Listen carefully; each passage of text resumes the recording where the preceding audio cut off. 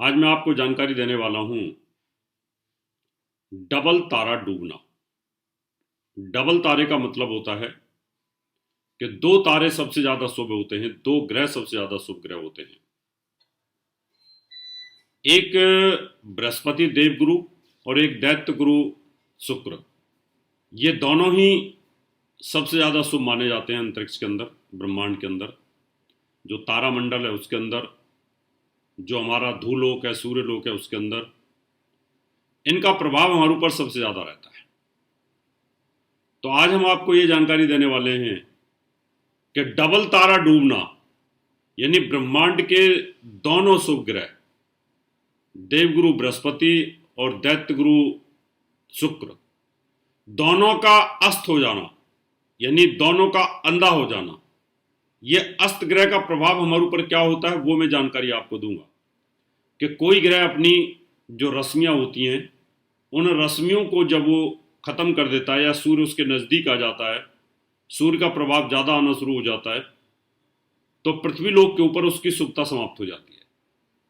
अभी मान लो बृहस्पति ये पीले रंग का कारक है, जैसे कि मैंने ये स्वेटर पहन रखा है पीले रंग का, इस रंग का बृहस्पति होता है। और पीले रंग से हमारे शरीर के अंदर 5 चीजें प्राप्त होती हैं। हमें धन प्राप्त होता है, हमें ज्ञान हमें मिलता है, संतान का सुख हमें मिलता है, धार्मिक जो गतिविधियां होती हैं वो इसके कारण होती हैं, साथ में हम जो काम करते हैं, जॉब करते हैं, व्यवसाय करते हैं, वो भी बृहस्पति के कारण होता है। तो जब ये चीजें अगर समाप्त हो जाएंगी, चारों की चारों, पांचों की पांचों चीजों पर अगर नेगेटिव इफेक्ट आ जाएगा, यानी वो कलर ही समाप्त हो जाएगा बॉडी के अंदर, तो नेचुरल है कि इन पे इफेक्ट आएगा। तो देवगुरु बृहस्पति वैसे तो 17 तारीख से अस्त हो रहे हैं, यानी 17 जनवरी से ही अस्त हो जाएंगे, लेकिन एक समय ऐसा आएगा कि दैत्य गुरु शुक्र भी अस्त हो जाएंगे। और जब दोनों एक साथ अस्त होंगे तो ब्रह्मांड में उथल पुथल तो होनी है। अब त्राय त्राय तो होनी है, कुछ ना कुछ अनहोनी तो होगी। अब अनहोनी किस तरह की होती है कि ये जब शुभताएं समाप्त होती हैं तो जो ब्रह्मांड के लोग हैं उनका बुद्धि का लेवल भ्रमित हो जाता है, वो कंफ्यूज हो जाते हैं, क्या करें और क्या ना करें।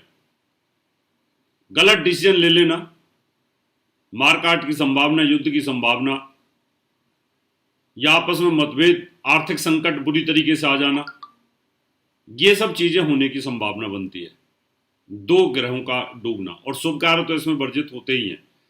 इसी प्रकार से देवगुरु बृहस्पति के साथ साथ दैत्य गुरु शुक्र, ये 2 राशियों का स्वामी होता है, ये कि वृष राशि और तुला राशि।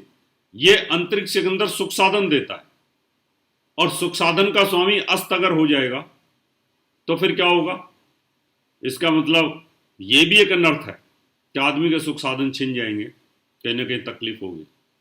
तो ये डबल तारा डूबना, अब ये डूबते कैसे ये भी बता देता हूं। जहां पर शुक्र जिन डिग्रीज के ऊपर चलता है, उस डिग्री से 9 डिग्री और 10 डिग्री, 9 से 10 डिग्री अगर शुक्र चले, मूवमेंट करे, तो शुक्र अस्त हो जाता है, और 4 डिग्री के भीतर भीतर आ जाए तो पूर्ण अस्त हो जाता है। ऐसे ही जहां पर सूर्य चल रहा है, सूर्य की जो डिग्री है, उन डिग्री से बृहस्पति अगर 11 डिग्री के भीतर भीतर आ जाता है तो फिर वो अस्त हो जाता है।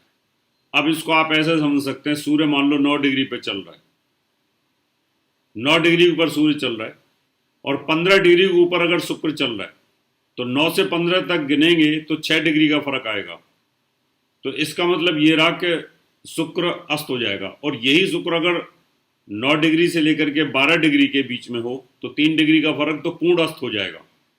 इसी प्रकार से बृहस्पति 11 डिग्री पर, यानी सूर्य की मान लो 10 डिग्री है और ये 20 डिग्री पर है, तो अस्त हो जाएगा। 20 डिग्री आगे या 20 डिग्री पीछे, और सूर्य की 10 डिग्री है, और अगर मान लो ये 13 डिग्री पर है, 11 डिग्री पर है, 12 डिग्री पर है, सेम डिग्री पर है, तो पूर्ण अस्त हो जाएगा।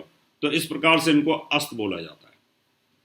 अब मैं आपको वो जानकारी दूंगा जो 4 राशियों उनके लिए त्राय त्राय हो सकती है, उनके लिए अनर्थ हो सकता है, उनकी शुरुआत करते हैं उन राशियों की जिन राशियों पर इसका बहुत ज़्यादा नेगेटिव इफेक्ट रहेगा। पहली राशि है वृष।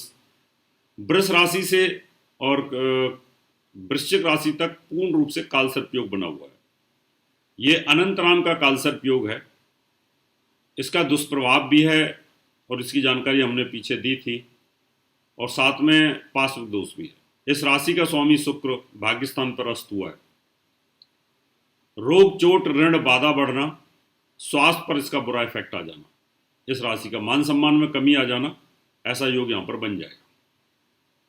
उसकी वजह यह है कि राशि का स्वामी आपका अस्त है और राशि के अंदर राहु भी बैठा हुआ है, तो मानसिक तनाव तो बढ़ेगा, स्वास्थ्य भी खराब होगा और साथ में कुछ चीजें एट रैंडम भाग्य से हानि होने का योग बनेगा। अगली राशि हमारे पास बनेगी तुला। तुला राशि का स्वामी भी शुक्र है, वो भी अस्त है। वृष राशि का स्वामी शुक्र है, वो भी अस्त है। अब तुला राशि का जो स्वामी शुक्र है वो भी 10 नंबर में जाकर के केंद्र के अंदर अस्त हो रहा है। तो अस्त होने से आपकी हेल्थ और आपके सुख साधन दोनों पे इफेक्ट आएगा। तो तुला राशि वाले कोई नई चीज ना खरीदें, नहीं तो वो उलझ जाएगी। गाड़ी ना खरीदें, कोई मकान ना खरीदें, कोई नई चीज की ओपनिंग ना करें। अगर वो करेंगे तो उसमें भी उलझन आएगी, जैसे वृष राशि वालों को उलझन आएगी।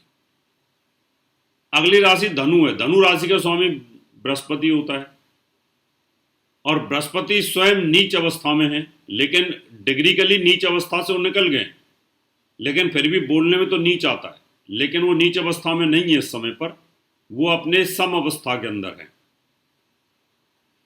तो वो 17 जनवरी से अस्त हैं, चल रहे हैं। 8 फरवरी को शुक्र अस्त हो जाएगा। 8 फरवरी को शुक्र अस्त रहेगा और 14 फरवरी तक बृहस्पति अस्त रहेगा। तो 8 फरवरी से लेकर 14 फरवरी तक ये दोनों तारे एक साथ अस्त होंगे। तो कहीं ना कहीं 8 फरवरी से लेकर 14 फरवरी का जो एक सप्ताह, यानी ये जो 7 दिन है, ये कहीं ना कहीं कत्ल की रात जिनको बोलते हैं ना, काफी हानिकारक हो सकते हैं ब्रह्मांड के लिए। अब इनकी गोचरीय स्थिति पृथ्वी के कौन से प्रभाव, कौन से अक्षांश रेखांश को प्रभावित करेगी, वहां पर बहुत तकलीफ कहीं ना कहीं हो सकती है। इसलिए देवगुरु बृहस्पति की राशि धनु होती है। धनु राशि का स्वामी स्वयं बृहस्पति अस्त है। अपनी राशि से सेकंड हाउस में धन का भारी नुकसान, परिवार में किसी को मृत्यु तुल्य कष्ट, ऐसा योग बनेगा। और दूसरा कैरियर का स्वामी भी बन जाता है। तो कैरियर और हेल्थ और परिवार में तकलीफ, धन का नुकसान, इतनी चीजें कहीं ना कहीं होने का योग बनेगा। तो यहाँ थोड़ा बचाव करने की जरूरत होगी। अगली मीन राशि है। मीन राशि का स्वामी लाभ स्थान पर अस्त हो गया। हेल्थ को इफेक्ट करेगा, कैरियर को इफेक्ट करेगा, व्यापार को भी इफेक्ट करेगा। कहीं ना कहीं इन सब चीजों की परेशानी तो पैदा करेगा ही करेगा।